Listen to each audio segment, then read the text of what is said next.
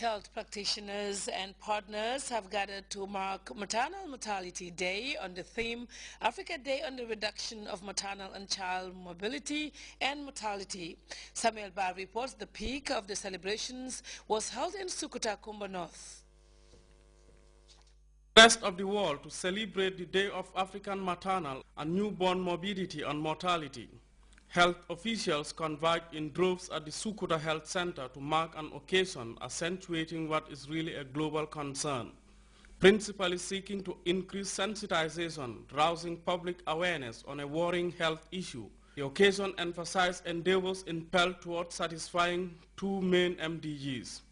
Goal number 4 and 5 are bent on curbing infant mortality and improving maternal health by 2015. 536 per thousand each year. That's the staggering estimate of infant and maternal deaths across the country, according to a study by the Ministry of Health and Social Welfare. In the Gambia, maternal mortality stands to be 536,000 per live birth. And this figure is still high, and a lot needs to be done to reduce this figure to a very minimal significant number. The government of the Gambia, through the Ministry of Health, has played its quota in the rendering of free maternal and child health services to the people of the Gambia. Fatu Cham, who represents the Village Development Committee, lauded the Sukuta Health Center for the bold step taken towards reducing child deaths in the area whilst pledging more support to the local clinic. A drama performance critically illustrated the plight of mothers, highlighting the challenging demands of childbirth. And the climax is certainly essential in transmitting the vital message driving efforts.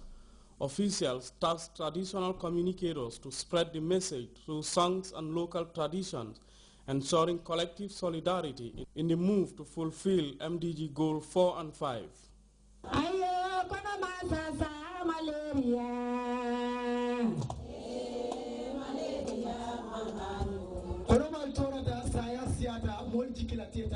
Samuel Ba, GRTS.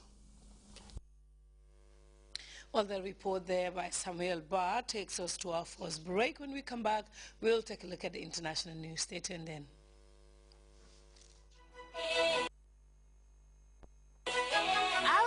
Ghana's leading ICT company, assemblers of mobile phones and computers, is now in the Gambia too. We are happy to bring our services to the people of Gambia and look forward to lasting relationship with the state and its people. Come choose from RG's range of phones and computers and enjoy delightful after-sale service and the confidence of warranties that will keep your devices good as new. Visit RLG at 62 Caraba Avenue, Circular KSMD, opposite the Pipeline Mouse, or check out rlggambia.com for more information. RLG, proudly yours. Welcome back to the news. One country that is not on U.S. President Barack Obama's itinerary for his African tour is Kenya. The government in Nairobi is shrugging it off, but CNN's Nina El Bagir reports many ordinary people see it as a slight.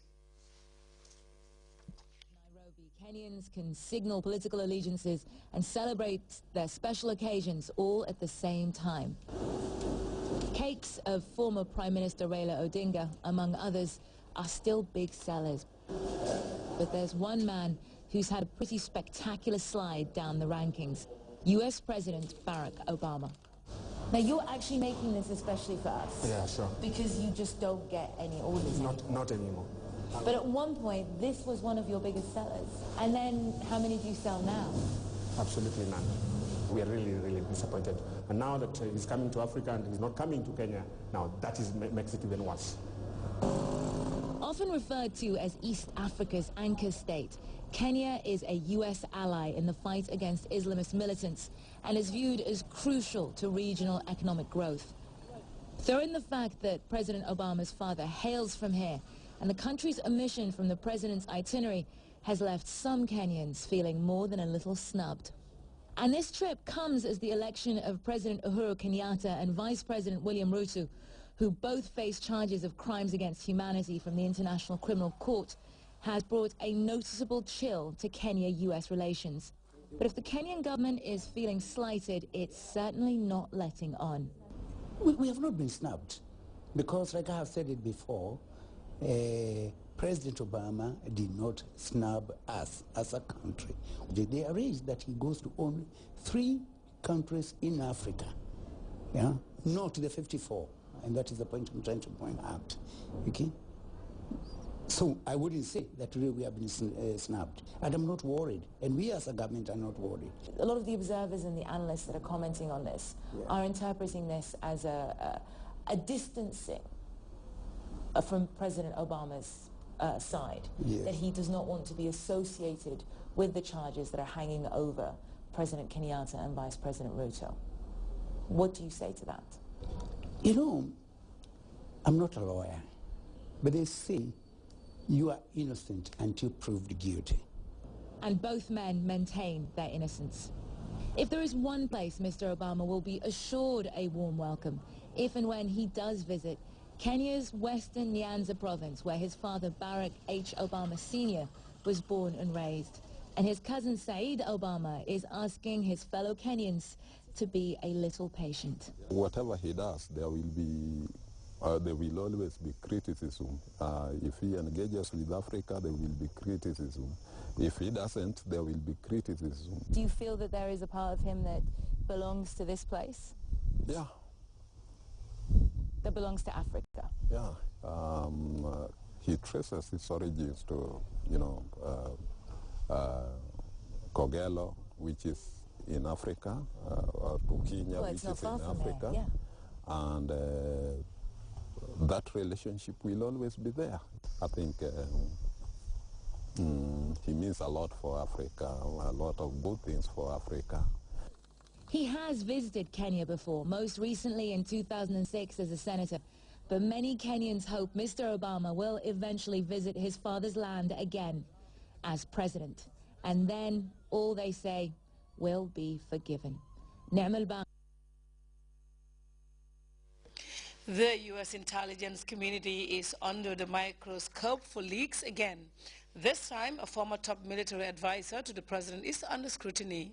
Retired Major General James Cartwright is being investigated over information that was given to a reporter. Barbara Starr reports that information included classified material about the Stuxnet virus. Has not spoken. His attorney here in Washington has offered no comment, and neither has the Obama administration. But our sources are telling us, yes, that General Cartwright, now retired, is under investigation by the Justice Department for giving information that appeared in a book by the New York Times journalist David Sanger. Confront and Conceal was the title of the book about Iran's nuclear program. NBC reporting that it was about Stuxnet, that computer virus that the U.S. was said to be behind. Besides and in addition to the potential leak of classified information, terribly serious, it is just jaw-dropping around the Pentagon that General Cartwright could have potentially done this. He is respected as one of the most brilliant military minds that there is, a 4-star Marine, retired in 2011, very close to President Obama, an expert in nuclear weapons and cyber warfare. Hard to understand, many people say, that he might have gone down this road, so a lot of people are waiting to see what happens, what the next step is. We must emphasize, so far, no indication that General Cartwright has been charged, but he is under investigation. Christy? Yeah, waiting to see what's next. A shocked reaction there in Washington, especially inside the Pentagon, to this. The first story involving leaked information about Stuxnet came out last year in the New York Times. How damaging has it all been? Well, the revelation of Stuxnet's damaging to U.S. intelligence, because when it was then understood that the U.S. and even potentially the Israelis were behind it, it certainly gave the Iranians a bit of a roadmap as to what the U.S. was after. But experts in cyber warfare, in communications networks will tell you that Stuxnet then made its way into computer systems around the world, causing damage and really becoming one of the first well-understood spreads of a global computer virus. So it gave a lot of people a lot of pause for thought about what this whole concept of cyber warfare can really do. One of Barack Obama's